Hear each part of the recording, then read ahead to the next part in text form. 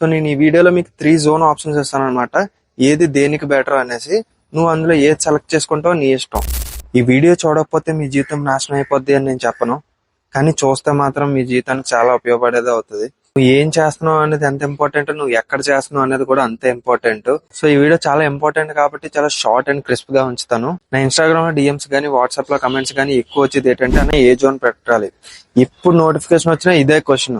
నేను ఆల్రెడీ ఒకసారి best zone అని ఒక వీడియో చేశా, అది మీరు చాలా మంది మిస్ అయ్యారు. సో ఇప్పుడు అందులో చెప్పేదంతా మొత్తం చెప్పను, కానీ ఇప్పుడు గ్రూప్ డి కి బెస్ట్ జోన్ ఏంటి అని చెప్తాను. మేబీ ఇదే నా లాస్ట్ జోన్ వీడియో అవ్వచ్చు. నా రియల్ లైఫ్ ఎగ్జాంపుల్ ఒక్కటి చిన్న చెప్తాను.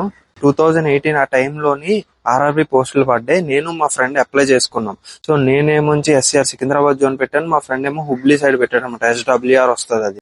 సో ఇద్దరం ఎగ్జామ్ రాసి ఇద్దరికి ఈక్వల్ గానే 55, 56 అరౌండ్ ఆ రేంజ్ లోనే వచ్చాయి.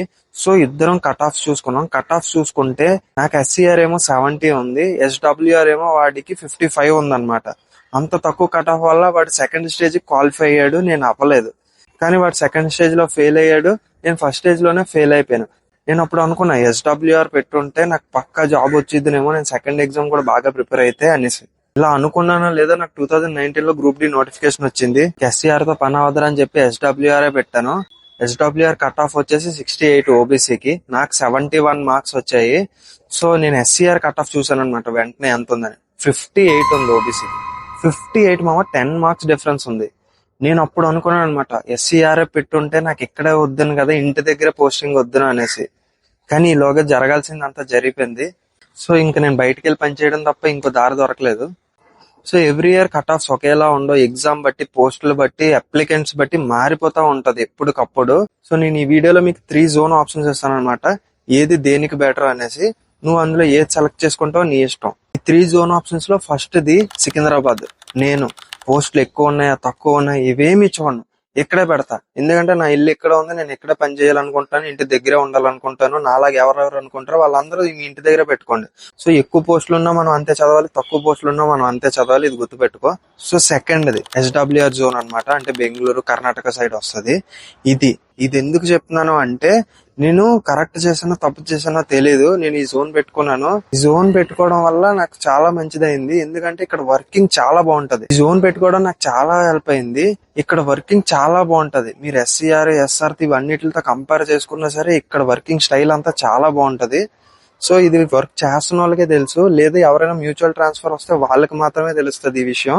సో SWR ఎందుకు డిఫరెంట్ గా ఉంటది అనేసి వర్కింగ్ చేసే వాళ్ళకే తెలుస్తుంది, ఇంకెవరికి తెలియదు. సో ఇది నా సెకండ్ ప్రిఫరెన్స్.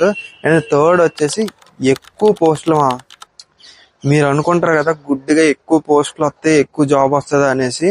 రేపు పొద్దున్న నువ్వు రిగ్రెట్ అవ్వకూడదు, అరే నేను ఎక్కువ పోస్టులు ఉన్నది వదిలేసి నేను లీడ్ చెప్పాడు అని చెప్పి ఇక్కడ పెట్టుకున్నాను రా, అందుకే నాకు జాబ్ రాలేదు అనే రిగ్రెట్ నీకు ఉండకూడదు. అంటే ఎక్కువ ఏది ఉందో అది పెట్టేసుకో, నీ ఇష్టం. సదరన్ లో పెట్టుకుంటే ఆ నార్థన్ లో పెట్టుకుంటే నీ ఇష్టం. నీకు నచ్చిన దగ్గర పెట్టుకో, ఎక్కువ పోస్టులు ఉన్న దగ్గర పెట్టుకో, కానీ రిగ్రెట్ మాత్రం అవ్వక ఎక్కడొచ్చినా చేయాలి ఆ మైండ్ సెట్ తోటి వెళ్ళు. ఫస్ట్ అనుకుని ఉండుంటావు కదా ఏదో ఒక జాబ్ వస్తే చాలు అని, ఇప్పుడు కూడా అలాగే అనుకో. జాబ్ చేస్తున్నప్పుడు మాత్రం రిగ్రెట్ అవ్వకూడదు. సో ఈ 3 జోన్లో గుర్తుపెట్టుకో, తప్ప ఇంకేమి పెట్టక. First the home zone, second the SWR, third the నీ ఇష్టం, నీకు నచ్చింది చెయ్యి. ఎక్కువ పోస్టులు ఏది ఉంటే అది, రిగ్రెట్ మాత్రం అవ్వక. ఏ జోన్ పెట్టుకున్నా ఎన్ని పోస్టులు ఉన్నాయని ఎంత క్యాలిక్యులేట్ చేసుకున్నా మీరు ఒకే లెవెల్లో ప్రిపేర్ అవ్వాలి. అది మీకు ఎప్పటికీ అర్థం కాదు. జోన్ గురించి, కట్ ఆఫ్ల గురించి ఎవడైతే పరిగెడతాడో వాడికి ఎప్పటికీ అర్థం కాదు. సో మంచిగా ప్రిపేర్ అవ్వండి. ఇంకా స్టార్ట్ చేయకపోతే స్టార్ట్ చేయండి. సో గ్రూప్ డి కి ప్రిపేర్ అవ్వడానికి కావాల్సిన బుక్స్ వీడియో కూడా చేస్తాను. అండ్ నేను NTPC ప్రిపేర్ అవుతున్న బుక్స్ కూడా కొన్ని షేర్ చేస్తాను. ఓస్వాల్ బుక్స్ ఆల్రెడీ చాలా వీడియోస్ లో చెప్పాను. సో మీకు కావాలంటే లింక్ డిస్క్రిప్షన్ లో ఉంటది. 10% కూపన్ కోడ్ కూడా వస్తుంది, మనో10 అని ఎంటర్ చేస్తే. నచ్చితే తీసుకోండి. అండ్ ప్రిపరేషన్ మాత్రం స్టార్ట్ చేయండి. అండ్ ఎర్లీ ప్రిపరేషన్ అనేది ఇంపార్టెంట్ అనమాట. ఎగ్జామ్ డేట్ ఇచ్చే వరకు ఆగొద్దు, ఇప్పుడు నుండే ప్రిపేర్ అవ్వు. ఇప్పటికే నువ్వు చాలా లేట్ అయిపోయావు, నీకు తెలీదు. సో ఇప్పుడైనా స్టార్ట్ చేయి. అంతే. ఈ వీడియోకి సబ్స్క్రైబ్ చేసుకో. ఛానల్ ఏం గుర్తుంది కదా, మనోజ్ జర్నీ. Signing off.